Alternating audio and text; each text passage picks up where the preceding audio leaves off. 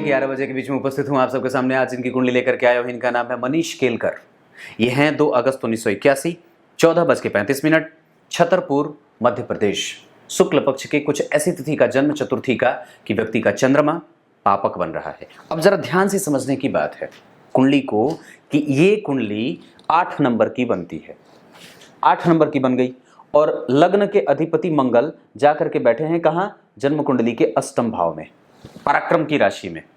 ये कुंडली भी ठीक कल वाली कुंडली की तरह ही है। यहां भी 8, यहां भी 8 और यहां भी 8। कल सुबह वाले कार्यक्रम में भी मैंने वृश्चिक लग्न की ही कुंडली बनाई थी, पर वो कुंडली अलग थी और ये कुंडली अलग है।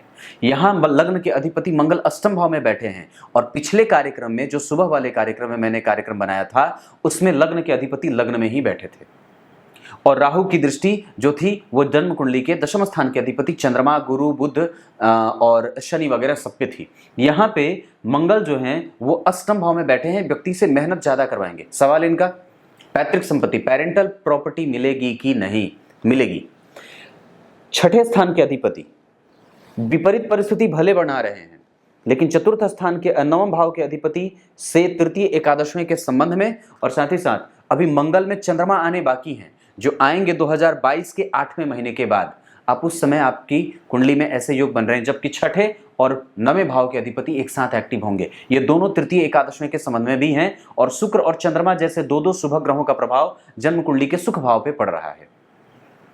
शुक्र जो है वो 12वें भाव के अधिपति होकर के देख रहे हैं और इस कुंडली के लिए बहुत अच्छे नहीं होते हैं। इस वजह से भी वो थोड़ा देर करा रहे हैं, लेकिन हैं वो पूर्णतया शुभ ग्रह और चंद्रमा के साथ बैठे हैं, जो कि तुला वृश्चिक लग्न की कुंडली के लिए भाग्येश होता है।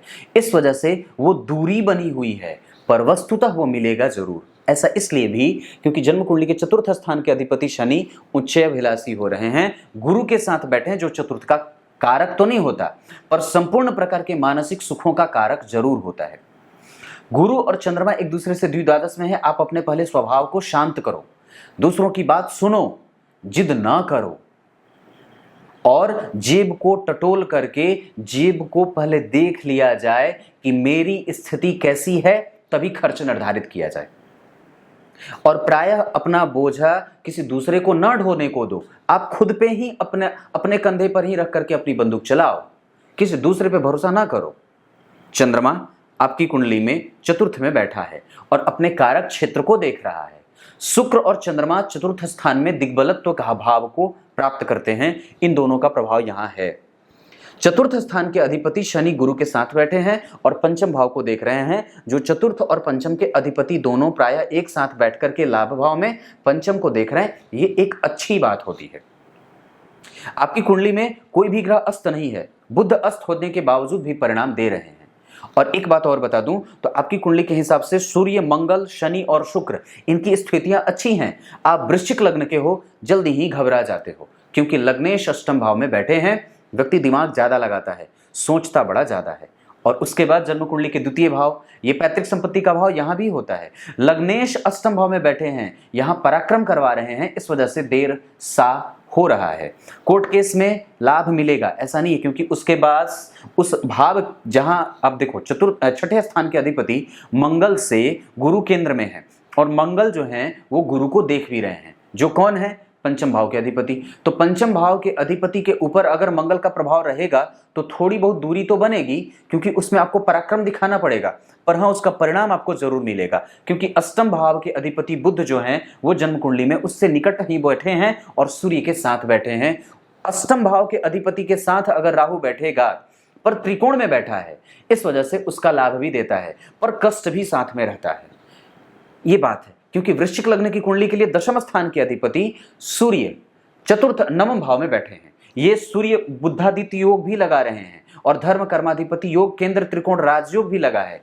अभी आपकी कुंडली में मंगल की दशा है और ये प्रतियोगिता भाव का भी तो अधिपति होता है। मंगल को सोचो, आर्द्रा नक्षत्र में बैठा है, जिसका अधिपति राहु कर्क का बैठा है, और वो राहु पुष्य नक्षत्र में बैठे हैं, जिसके अधिपति शनि जन्म कुंडली में बहुत अच्छे नहीं होते। इस वजह से A बराबर B और B बराबर C का नियम लागू नहीं होता है। क्योंकि आप जरा गौर करो तो जहां पे राहु के नक्षत्र के बनने की बात हम कर रहे हैं, उस नक्षत्र का अधिपति शनि जन्म कुंडली में आपके काम को बिगाड़ रहे हैं।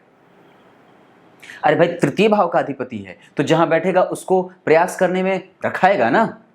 और वो बैठा भी है तो कन्या राशि का लाभ का अधिपति भाग्य में बैठ करके जन्म कुंडली के पराक्रम को देख रहा है, और लग्न का अधिपति मंगल अष्टम में बैठ करके आपके जीवन के पर्सनल प्रॉब्लम को बहुत ज्यादा दिखा रहे हैं।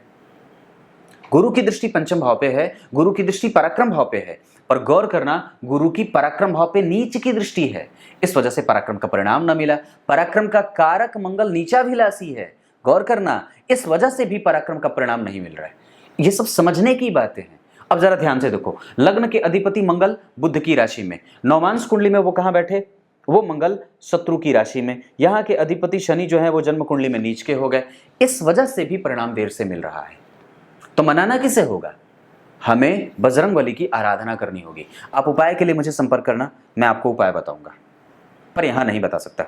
उसके बाद चंद्रमा यहां भी बैठे हैं, चंद्रमा यहां भी बैठे हैं, यहां भी 5 नंबर की राशि चंद्रमा वर्गोत्तम है। ये मन को, माता को और संपत्ति को और साथ ही साथ भाग्य का, ये सबका बल देते हैं और लाभ भी मिलेगा। व्यय संतुलित होगा, गलत जगह पे नहीं होगा। व्यक्ति दूसरों के दिलों पे राज करने वाला है, जो बोल दोगे आप लोग वही मान लेंगे। और विवाह, मंगल लग्न के अधिपति होकर के अष्टम में से भी शनि की स्थिति यहां, और द्वितीय भाव पे के अधिपति गुरु जो बैठे हैं वो शनि के साथ बैठे हैं। द्वितीय भाव के अधिपति यहां से संबंध आते हैं, यहां का अधिपति ही इस कुंडली के सबसे खराब प्लैनेट के साथ बैठा है शनि। वो विलंब तो पहले से ही करा रहा है लग्न को देख करके, और लग्न के अधिपति पहले से ही कमजोरी की तरफ बढ़ रहे हैं, नीचाभिलाषी होकर के। राहु का संबंध लग्न पे। अब जरा गौर करना, तो विवाह न होना, आर्थिक पक्ष में लाभ का न मिलना, नुकसान की स्थिति घर में होना, तो इन सब के अध्ययन को देखने के लिए हमें मघा नक्षत्र के अधिपति केतु को देखना होगा। बात को समझना, पकड़ के बैठना इसको, कि मघा नक्षत्र का अधिपति केतु कैसा है। अब केतु जो है वो जन्म कुंडली में राहु शनि की राशि में बैठे हैं, और उनकी स्थिति जो है वो 8 डिग्री की है, 8 डिग्री 5 कला। अब ऐसी स्थिति में उत्तराषाढ़ा नक्षत्र, और ये सूर्य का नक्षत्र, सूर्य राहु से प्रभावित, तो ये कमजोर। राहु का प्रभाव लग्न पे, ध्यान से समझने की बात है, ध्यान इधर उधर भटका तो ट्रेन पटरी से उतरी, सावधानी हटी दुर्घटना घटी। देखना है कैसे, केतु शनि की राशि में, उस पे राहु का प्रभाव, तो चलो तो ये तो ठीक है। उस पे सूर्य का प्रभाव, उस पे गुरु का प्रभाव, उस पे मंगल का प्रभाव, यानी कि व्यक्ति को अपने पितरों को भी मनाना चाहिए। घी का दीपक पितरों को जलाओ और उनका स्मरण करो, और इसका उपाय भी मैं बताऊंगा। आप जब मुझे फोन करना तो ये कहना कि पितर के लिए और बजरंग बली के लिए आपने उपाय कहा था, तो मुझे याद हो जाएगी बात। दशमांश कुंडली ठीक है, मंगल बैठे हैं, इसमें कोई समस्या नहीं है, आपका कैरियर बिल्कुल सही है, और उसमें बहुत ज्यादा घबराने की बात नहीं, उसको लेकर के आप बिल्कुल चिंतित ना हो, क्योंकि यहाँ पे भी शुक्र चंद्रमा जैसे दो शुभ ग्रह बाहर भी जोड़ करके, विदेश से जोड़ करके कारोबार करो। चांदी का कारोबार आप कर सकते हो, बर्तनों का कारोबार कर सकते हो, तांबे का कारोबार कर सकते हो, सजाने सजावट, और घर के अंदर जो पता नहीं उसको कुछ बोलते हैं लोग, जो कि एक आजकल पता नहीं कुछ कोर्स भी चला है कि सजाता हूं मैं या सजाती हूं, कुछ लोग बोलते हैं, याद नहीं, ऐसा कुछ जो घर को सजाते हैं, उस तरीके का काम आप कर सकते हो।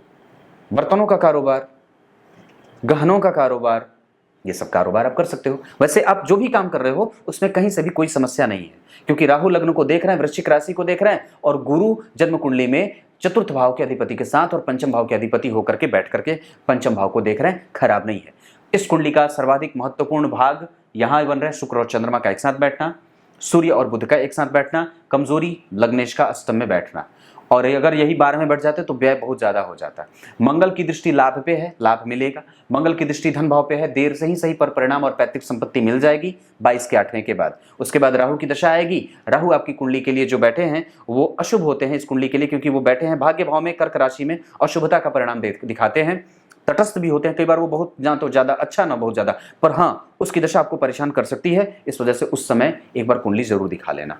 वैसे आपकी कुंडली में अगर अभी मैं देख रहा हूं तो गोचर वगैरह की स्थिति आपकी राशि सिंह की बनती है। अपने आप को सूर्य को समर्पित करिए, भगवान सूर्य की उपासना जरूरी है। राशि से अगर गुरु को देख रहा हूं तो गुरु जो है वो अभी के हिसाब से अगर मैं देखूं तो आपकी कुंडली में गुरु जो है वो राशि से जा रहे हैं 6ठे 8वें, और शनि भी ये थोड़े कमजोर। शनि तो फिर भी चलो ठीक है, पर इस कुंडली के लिए वो अच्छे नहीं होते। गुरु इस कुंडली के लिए अच्छे होते हैं, द्वितीय और पंचम के अधिपति, और वो पंचम भाव को देख रहे हैं, तो विवाह हो जाए, प्रेम भी हो। नवमांश कुंडली में चंद्रमा बैठा है, लग्न में सूर्य बैठे हैं, वृश्चिक राशि के मंगल बैठे हैं, इस वजह से भी, क्योंकि मंगल यहाँ बैठे हैं, इसका अधिपति नीच का है, और गुरु जो बैठे हैं वो द्वितीय भाव के अधिपति, द्वितीय भाव के अधिपति गुरु और चतुर्थ स्थान के अधिपति शनि, ये दोनों जो है वो रोग में जा रहे हैं, इस वजह से विवाह देर से हो रहा है। और वस्तुतः यहाँ के अधिपति जो है वो जन्म कुंडली में शनि के साथ बैठ करके और प्रभाव में कमजोरी आ रही है, इस वजह से विवाह विलंब से होगा। अगर होने वाली है विवाह की स्थिति, तो मैं आपको कहूं तो आप विवाह के लिए,